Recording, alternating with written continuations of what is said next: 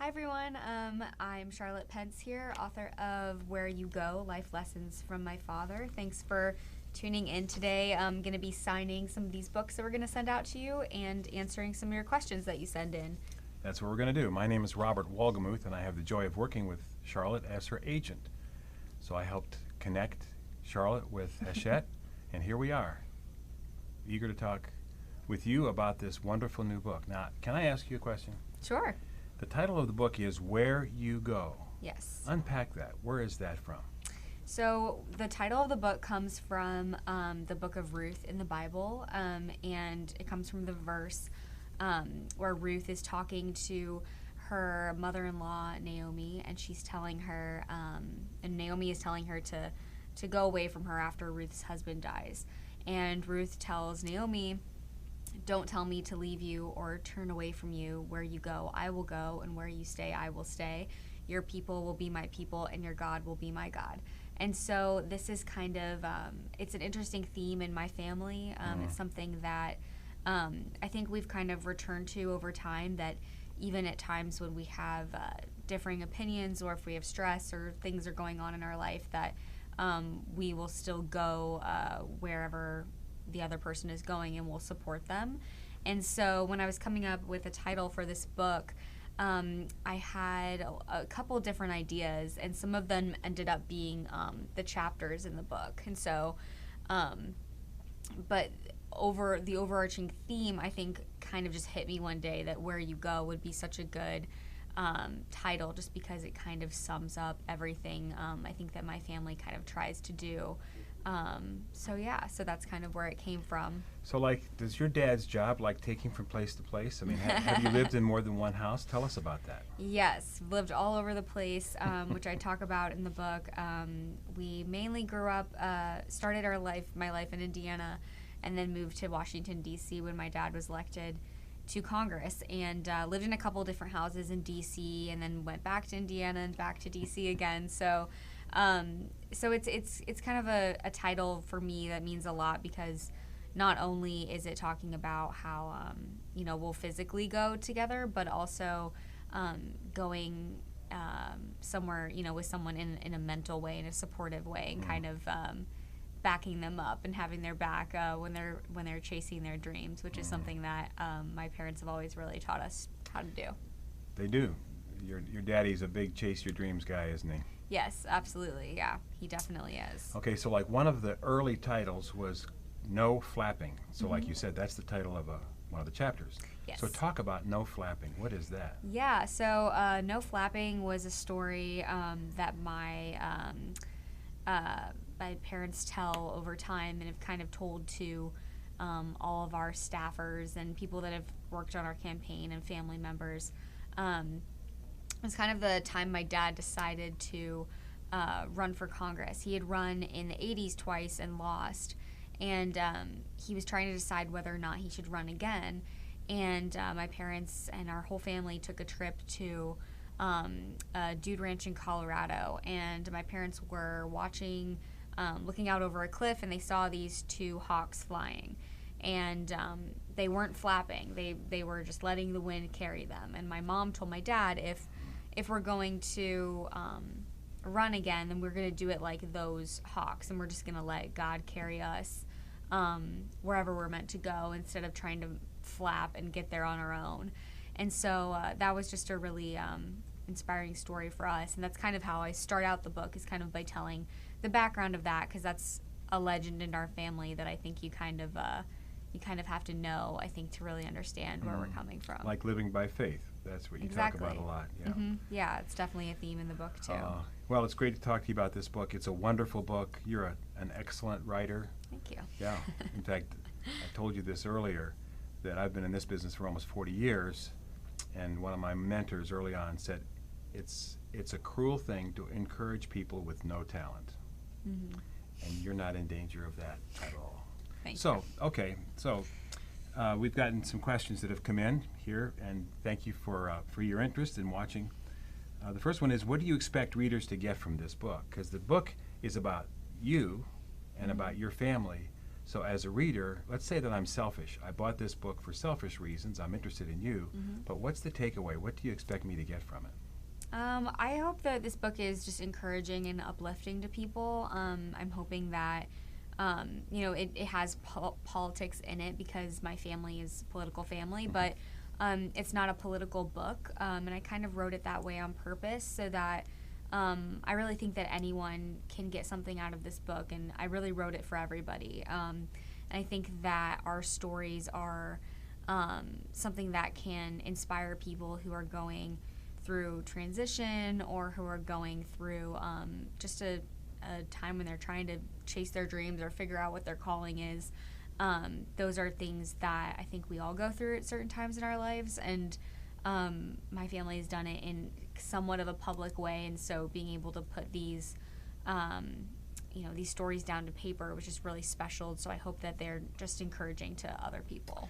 Well, that's great. The subtitle of the book is Life Lessons from My Father. Now, I know that you learned a lot of lessons from your mom, too. Yes. You and your mom did a book several years ago, actually a year ago. She's an Yes. illustrator, a wonderful watercolor illustrator, and you did a book about the famous bunny, the rock star, Marlon Brando. Yep. But the book is, the subtitle is Life Lessons from My Father. So let's say that we're talking to the father of daughters, or a daughter, or the wife of a man who has daughters. What kind of counsel would you give Joe average father that you've learned from your dad that might be helpful for him, the father of a daughter? Help me. I think that, something that my dad always did was really encourage us to speak our dreams, is what he calls it. So he tells people all the time, that the first step in following your dreams is telling people about it and telling people that you have a dream or a calling that exists within you. And so my dad always really encouraged me to be a writer, even when there were times when I didn't really believe in myself necessarily. He was And always you were telling very me young that. when he encouraged you, weren't you? Yeah, I was very young when he started. My parents just kind of saw a love of storytelling in me from a really young age, and my dad wrote the foreword for this book, and so he writes about that in the foreword that he kind of saw me as a storyteller and a writer from when I was very little, and so they were always telling me that and encouraging me. So I think that that's something that's been important to me in my life, is to have parents that are very encouraging in that way. And your dad was really intentional about being a dad, wasn't he? Yeah, he was definitely always, encouraged us to do our own thing and to have our own interests, but we were always included in everything that he was doing. And so I kind of write about that in the book too, about how my siblings and I took turns going on trips with him growing up. Yep. If he would travel for, something he was doing as a congressman, we could come along if we wanted to come. I went to LA with him one time because I was interested in the film industry at a young age, and then worked in the film industry. And so we were always encouraged to kind of come along with him and experience the journey together. That's great. What's your favorite daddy-daughter story? Oh, man, I don't know if I can pick a You favorite lots of one. them. And I'll bet they were ordinary, like going to the hardware store, taking a ride in his pickup truck. Yeah. Just being an ordinary dad. I write about that a lot, yeah. Yes, you do. Yeah, I think that one of my, favorite stories probably, it's probably when I was really little. We were at the beach on a vacation, and I actually ran out into the ocean. I stepped on a stingray, and I remember very vividly my dad, running me up to the hotel, and then you have to soak your foot in really hot water if you do that to prevent infection. And he soaked his foot with me, even though his foot was not at threat of infection. And so I remember that really well. That's very vivid in my mind. And yeah, just a lot of everyday things I talk about in the book, things that we don't necessarily get to do now. We don't get to ride in cars together and just listen to music anymore. Like, what's his favorite kind of music? Tell me. Country music, Yeah, yes. there you go. That's both of our favorite music. He likes a lot of different kinds of music, but that was kind of both of our thing that we shared, and still share to this day. But yeah, so, just going around and just having that one-on-one time together was really special growing up. And, you know, who knows, we might be able to do that again someday, maybe not. Wouldn't that be great? Well, now, does the book like have photographs so readers can Yes, actually it find out what you guys does. looked like back then? It does. And I'm going to start signing some of these as well. And if you want to get a signed copy, you can go to premiercollectibles.com/Charlotte to order them. And yeah, I will sign them. Okay, so like, can you multitask? Can you sign that? I can definitely. Are you sure? Yeah, these have pictures. Inside there's a photo inserts. I won't do all of them because you can't see them, but it's kind of fun. Someone was telling me today that one of the cool things about the book was kind of being able to read it and then get to the inserts in the middle once you're kind of halfway through, or even finishing the book and going back to the inserts, because you can kind of see what I'm talking about, because I include a lot of pictures that are from stories from when we were little, and even from the campaign trail. So yeah, so that's a really cool thing that I think is awesome that's included in there. Now, often on election night, you know, we're watching TV and we see the winners and the losers. So talk about the night when your daddy became the governor of Indiana and where the family rendezvoused to get that news. Yeah, we that was a kind of a special moment I talk about in the book. After all the hype is kind of happening, and we found out that he had won, and it was called. We all kind of huddled together in this bathroom suite of this hotel room, and got to kind of just spend some time together, and that was kind of the place we could sort of get away from the security or the other people that were with us, and just kind of share a moment. And we exchanged some presents that we had for our parents ahead of time, that you can read about in the book.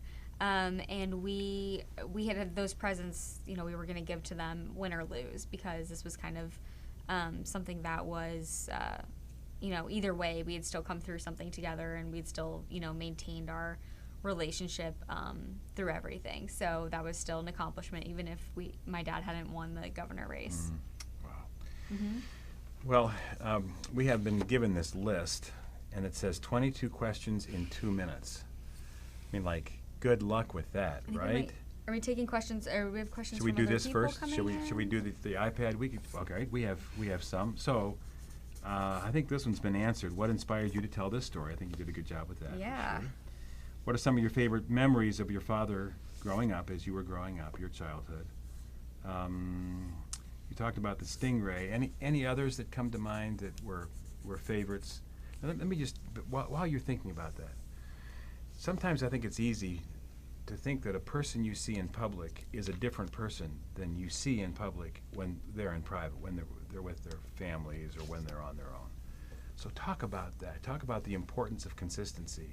You've watched your daddy. Nobody knows family better than other members of their family, right? So talk about that. Is your dad is he what we see in public when he's in private, when he's with his family?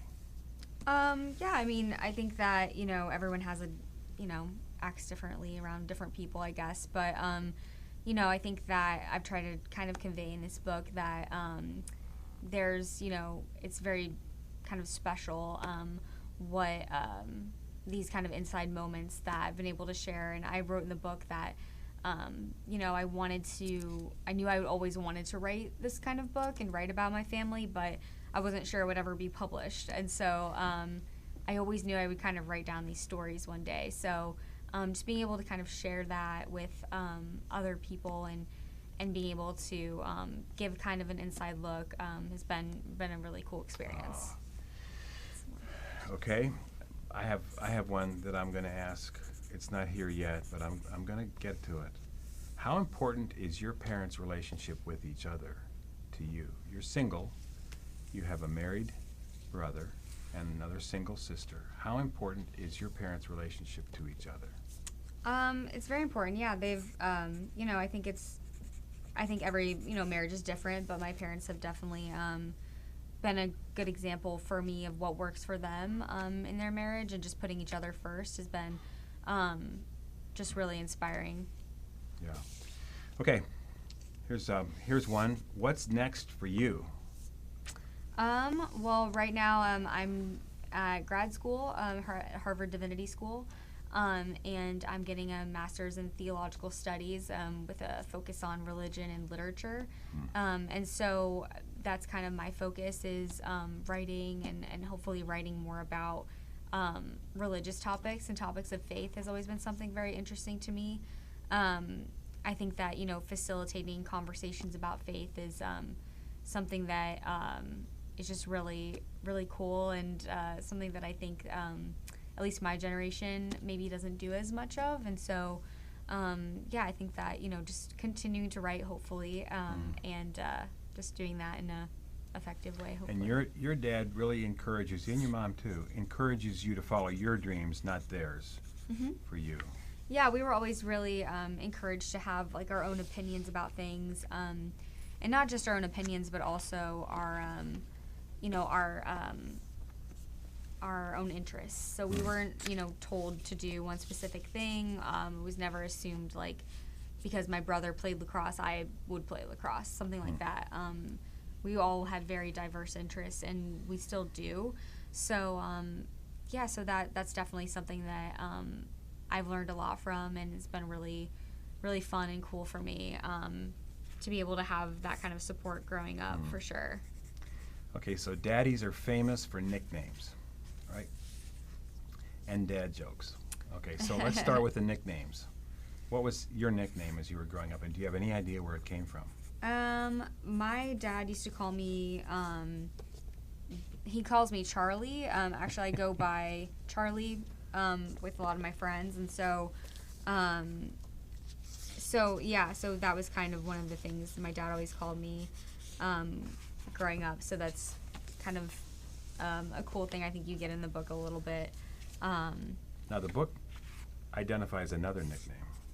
Yeah, he also called me Boo. I don't really know where that came from, but he does call me that. All right. Does your dad tell dad jokes? Dads do nicknames and jokes, and I know that sometimes they're really not funny, so you kind of have to smile just to keep him happy. I don't know. I can't really think of a dad joke. All right. What was your reaction to finding out that your dad had been nominated for vice president? For some reason, I write about this in the book too. I wasn't that surprised, because I think that I was just kind of being prepared for that in a way. So I think that's kind of a cool thing, that I was home during the time, and so since I was home for the summer, I was able to kind of just be there and be with my parents as they kind of went through that process. And when I sort of found that out, I remember just thinking that, he would be good at it, and I wasn't too worried about it. I think I had a sense of peace, which I think that, we were all prepared in different ways for this big transition, and that's how I was prepared. Okay, so like you traveled that whole summer of 2016. Were you involved at all in anything that your dad was doing, or did he just have you sit back and be his kid? Or were you involved in the debates, in speeches? Did he include you in that? Yeah, I was. That was a really cool thing that I was able to do on the campaign trail, was kind of travel with them, and my dad definitely included me in a lot of things. I kind of helped him craft some of his speeches and some of the political debates that he was doing, kind of helped him frame some of his answers. I won't give too much information about that away, but one of the speeches I kind of helped him on specifically was his speech at the Reagan Library, which I talk about in the book, and what I kind of learned from that experience, and how I think that he was just doing his best to kind of include me, and which I think was more for me than for him. I think he knew, I needed to kind of have a role and feel important, and he definitely made me feel that way. Well, when your dad spoke at the Republican convention, he stood to the microphone and he said, I am a Christian, a conservative, and a Republican. So one of the questions is, what was your religious upbringing as a child, and how would you describe your religious outlook today? Yeah, I talk about this in the book as well. My parents raised us in like a non-denominational Christian household, but they always wanted us to have our own views and own opinions about things, including religion. So I kind of became a Christian later on, really on my own, I think in college. And I do talk about that in the book of when I studied abroad and I visited Israel, and that was when my faith kind of became more real to me. So yeah, so I would think that that's kind of how I would describe my faith, and I go into more detail in the book, but that's what's really really cool thing was that my parents definitely wanted us to have our own opinions and our own convictions about things. That's fantastic. All right, this is kind of an obvious one, but I'm eager to hear the answer to this one myself. I don't know what it is. Do you have any political aspirations yourself? No, I do not. That's the voice of experience right there. Not yet. No, Why? probably never. Why?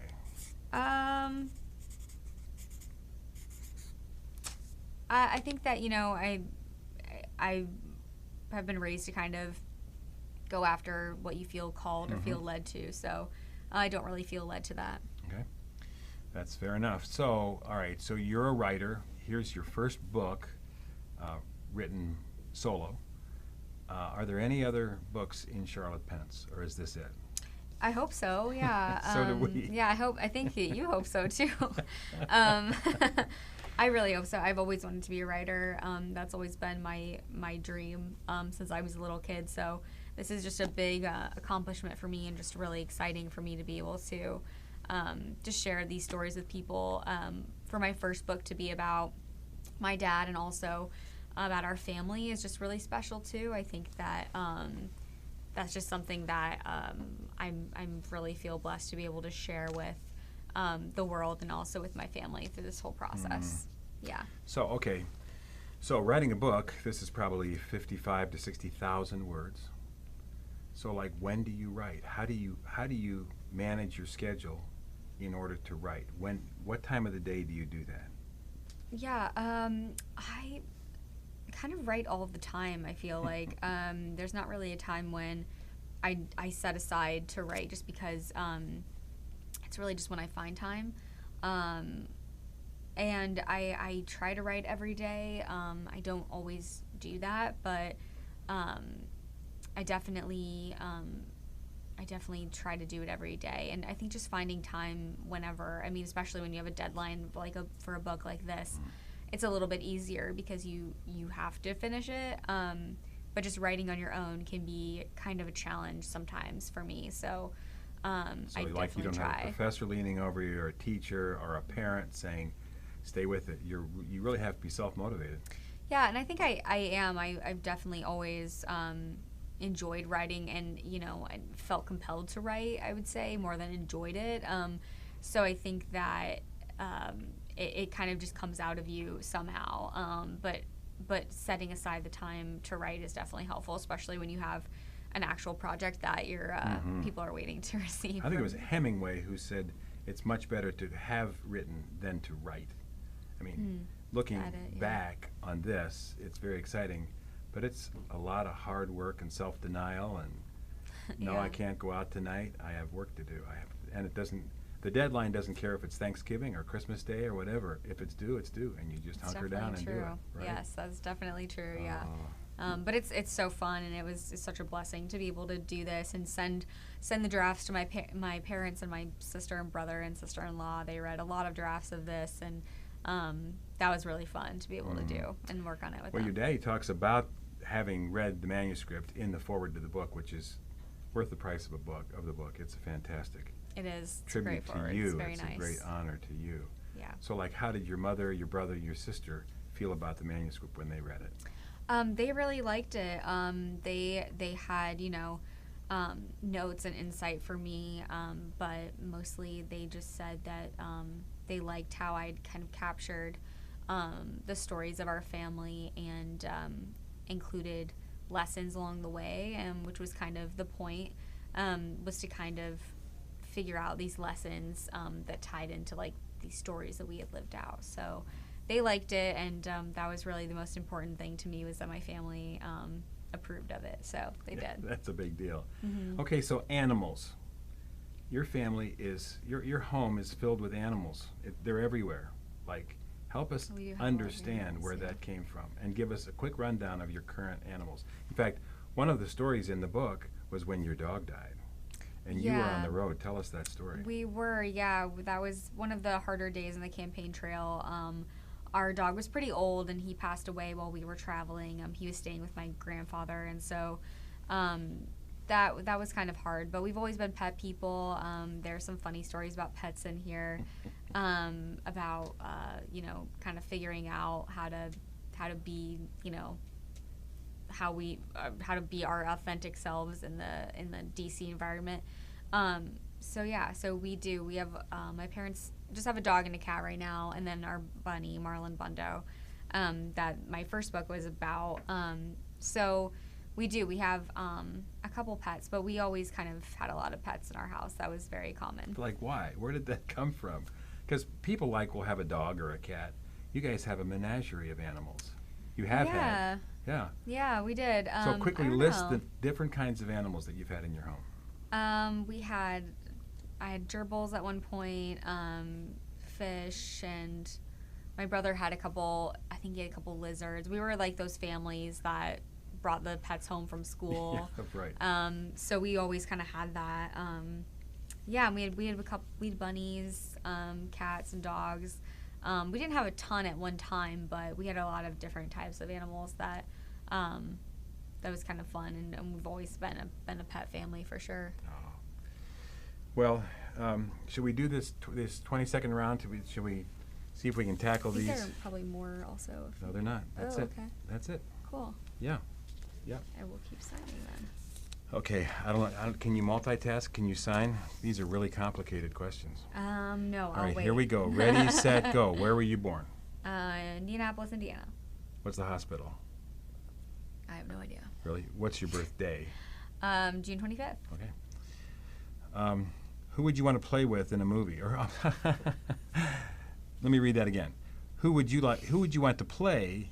Oh, I got it. That's right. Who would you want to play you in a movie? Oh. I had to read that 3 times to get it. So like starring who? I've always said Emma Watson.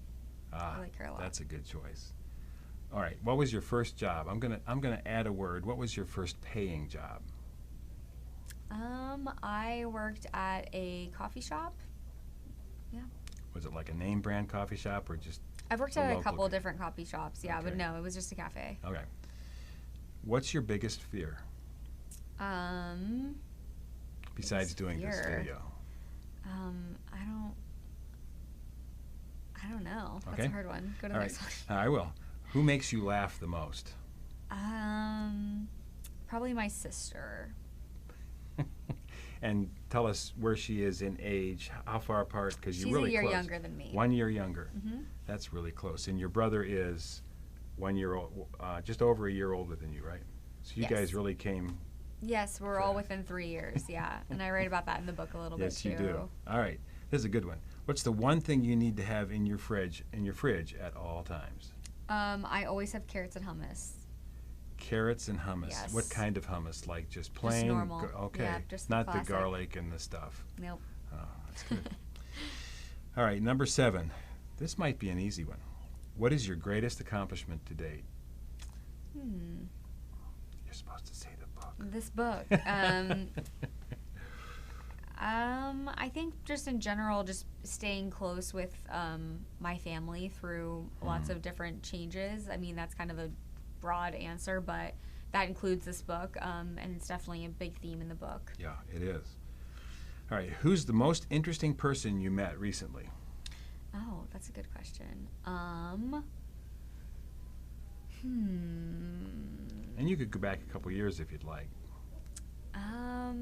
Well, I talk about meeting a couple different political figures in the book on Inauguration Day. So I met the Bidens. I had met the Obamas before, but they gave me Michelle Obama gave me some advice on Inauguration Day that's in the book that was just really special to me.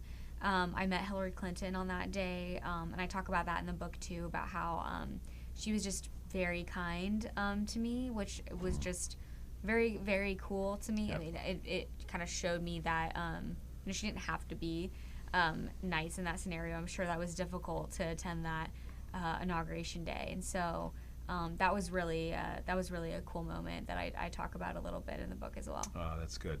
All right, you have a very lyrical, beautiful middle name. What is it? Rose. And where did it come from? Do you know? Yes, my grandma's middle name is Rose, my mom's side. Okay, we talked about pets. This question is, what is your biggest pet peeve? I don't think that has to do with pets, but Pet what is peeve. it?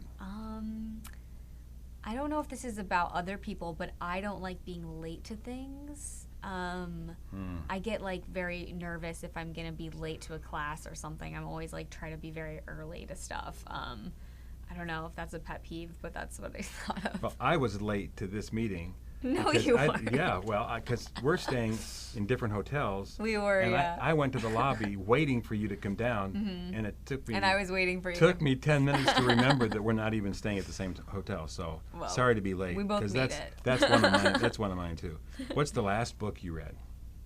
I just read. Of course, you're in seminary now, so Yeah, you're reading a lot. I'm reading a lot of different books. I read 3 Steps on the Ladder of Writing by Helen Sissot. I think that's how you say her last name. It's French. Yeah, that's a really cool book. It's just about being a writer. So if you want to be a writer, I would definitely recommend that book. Oh, that's good. Yeah. All right. So, what is your favorite hobby? In fact, another way to ask that is when you look at your day and you have nothing to do, which never happens, and you're saying to yourself, "Oh boy, I get to do X." What is it? What are you doing? I love to run, Mm-hmm. so I usually like going for long runs if I have time. And I love reading as well. Yeah, I would say probably both of those things. Okay. Here's another one. You don't have to answer this. You can hit the red button if you want. Okay. What is your guilty pleasure? Oh. See, that's a terrible question. Who came up with these questions? I mean, I just immediately thought of coffee, but I feel like that's not a guilty pleasure. No, I it's feel like not. everybody Help has yourself. coffee. How about desserts? Are you a dessert girl? Not Are you a sugar really, girl? No. I mean, I'm more of a salty person. So, I mean, I'll eat like a whole thing of chips and guacamole for myself. So maybe that's it. That works. Yeah. That works. All right. So, do you have any hidden talents? Now, I'm going to call this a silly question because if they were hidden, you wouldn't know that you have them. But let's give that a shot. Do you have any hidden talents that we ought to know about that you would like to confess right now? I don't know. What's a talent? I can kind of play guitar, not that well, but I taught myself you in go. high school. So I know a couple chords now, and I could sort of play, but I'm Okay. not that good. Do you have a guitar at school? I don't, but I'm planning on getting one, Good for actually, you. That'd because be a I wanted good to pick idea. it up again. Yeah, Yeah. that's a good idea. Yeah. Here's a really important one. What color is your toothbrush? Do you have any idea? I don't know anybody that would Such a know good the answer to that question. question. I think it's green. And It's you like probably green have and more white? than one. You probably have one in a purse and one in the bathroom. Like a travel toothbrush. Exactly. Yeah. I Yeah. think it's green. I think it's green. What is your secret snack? Now we're getting back to this guilty pleasure thing. I always have like nuts or granola bars. So in if my somebody's purse. going to put a basket in your hotel room and you walk in and you go, "Oh, great. What's in the basket?" I would say like cashews. I thought you would say chips and hummus. Chips and hummus also, yeah. I mean, I'm down for Cashews. that too. Yeah, that's good. I don't know, yeah, almonds and cashews. I'm like, I love those. Do you know how many miles you have to run to make up for a handful of cashews? Yeah, Those I babies are know. huge. They're great though. Yeah, or They're macadamia so nuts good. too. They're Those are really crazy. good. Those are really good. How do you take your coffee? Ooh. You're drinking some right now. so- I take it differently all the time. You do? I usually have it black, but if it's like later in the day, I'll have like some sweetener, like almond milk or something in it. But in the morning, I like black coffee better if I'm making it at home. I'm very into coffee, so. So are you a snob? I mean, I'm do a you little have bit of a snob. do you have a I'm brand? not You don't have to disclose it. completely a snob, but like I love Pete's Coffee because I used to work there. Oh, okay. So So this I is like love product Pete's. placement. We can get a sponsorship Yeah. here. Pete's, I would love to be Pete's. sponsored by Pete's. That'd be amazing. I guess I sort of, I mean, I worked for them at one point, Well, so. there you go, see? All right, what's the last movie you saw in a theater? Oh my gosh, I don't know. That's horrible. Okay, so what's your favorite movie? I mean, are you like a I chick haven't gone to flick? a movie in Do you have to have forever. helicopters to make you happy? Is it westerns? I like dramas. Okay. I really like dramas. And I mean, I kind of like just going to, like a comedy with friends too. Okay. So that's fun. My family and we like to go see movies, and a lot of times we'll go see comedies Do together. you cry in a movie? Can movies make you cry? I can, but I don't really. And Really? I'm not a big crier, so Right. I don't know. I'll cry easier in a book, probably. Well, there you go. Than That's a movie. cool. Yeah. I don't know why. I love yeah. that. Oh, cool. All right. What is the last gift you gave? Oh, the last gift I gave. That's a good question. I gave. Oh, that's a really good question.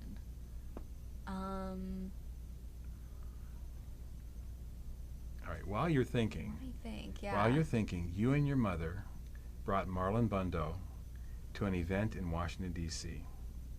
And there were kids, little kids out there. They were meeting the bunny and stuff. Yes. And there was probably 30 minutes of questions. People asked questions. And one little boy raised his hand and said, "Why do you always say that was a good question?" Yes, that was funny. Did I say that just yes, now? you did. Uh-huh. Oh man. But that's okay. It was a good question. That's gonna be one of those memes that is of me, just me saying that over and over. He was right though. I do say it all the time, but it's always a good question. Yeah, it's very kind to the person trying to come up with a good question. So we're back. The last gift I gave, Yeah. I gave. This is funny, but I gave this book There you go. to my cousin. I gave it to my family to read. So I don't know. Maybe I got a lot of these books for free.